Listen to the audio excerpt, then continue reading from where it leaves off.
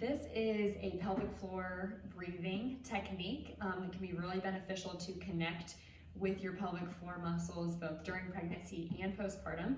I love the exercise ball because it gives us a little bit of feedback, and to add to that even more is a small rolled up towel.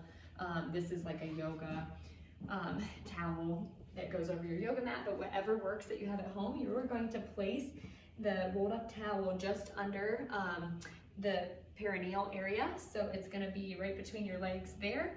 And then you can have your knees a little bit wide, whatever feels comfortable to you, but we're sitting on the exercise ball.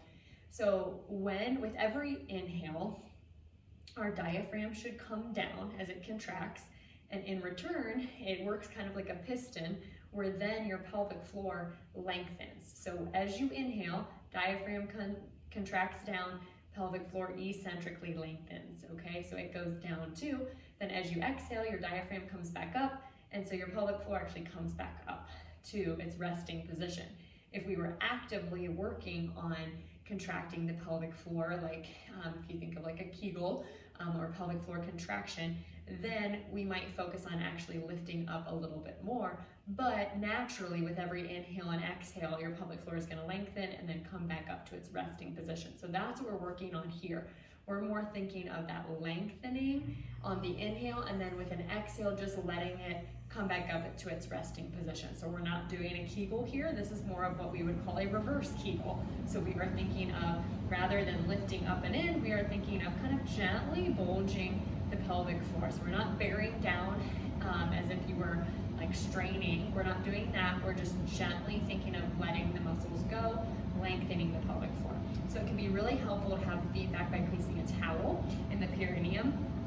And so then I like to have your hands on your rib cage to start. Really think of inhaling into your lower ribs. Your lower ribs should move out and down. And then that also helps us connect more to our pelvic floor. So inhale through your nose. Exhale, just gently let everything kind of come back. So as you inhale, you should feel gently your pelvic floor muscles bulge gently down into the towel roll that you have there, okay? Very gentle, not a big movement, but think of letting those pelvic floor muscles blossom open like a flower would, and then keep them just relaxed. And then also, another visual is you can just think of the pelvic floor muscles melting down into this towel. So give me a few breaths here. Close your eyes, just relax. The more relaxed you are, the more relaxed your pelvic floor is going to be. Also, you can think of relaxing your jaw. Check in with your jaw. Make sure you're not clenching your jaw. Make sure your tongue isn't tied to the back of your teeth. That can really clench and tighten your jaw, and your jaw connects with your pelvic floor. So give a few breaths here. Try to keep everything relaxed. Tongue on the roof of your mouth.